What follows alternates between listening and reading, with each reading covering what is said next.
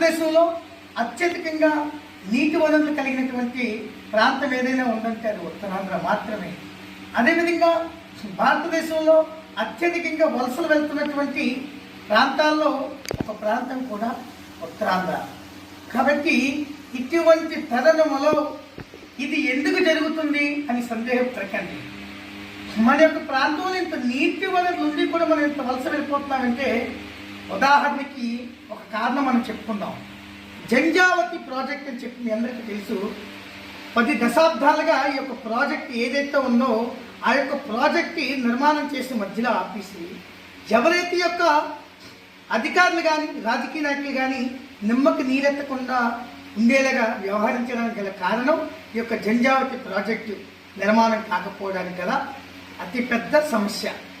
ఇదే జంజావతి ప్రాజెక్టు నిర్మాణం అయి ఉంటే దాదాపుగా 25,000 ఎకరాలకు సాగునీరు వెళ్తుందంటే మీరు నమ్ముతారా?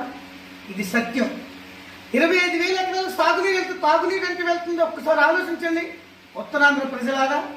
అందుచేతనే 30వ తారీఖు 5వ నెల శుక్రవారం ఉదయం 9:30కి 108 మందితో సామూహిక జంజావతి జలహారతి ఇస్తున్నాం.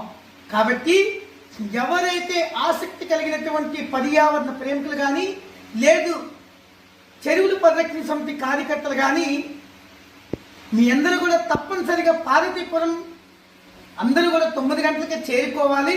అక్కడి నుంచి మనం ర్యాలీ తప్పనిసరిగా మీ అందరూ కూడా హాజరవడే కాకుండా హాజరు కాని వాళ్ళందరూ కూడా చేయవలసిన పని ఒకటి ఉందండి. అది ఏమిటంటే ప్రతి ఒక్క గ్రామంలో మీ గ్రామంలో ఉన్నటువంటి నీటి వనరులు చెరువులు కానీ కాలువలు కానీ ఎక్కడైతే ఉంటాయో ఆయా ప్రాంతాల్లో మీరు సామూహికంగా హారతులు ఇవ్వాల్సిందిగా మీ యొక్క భారతానంద మహారాజ్ పిలుపునిస్తున్నారు. మీ అందరూ కూడా తప్పనిసరిగా ఈ సూచనలు పాటిస్తారని చెప్పి ఆశిస్తూ గంగా మాతాకి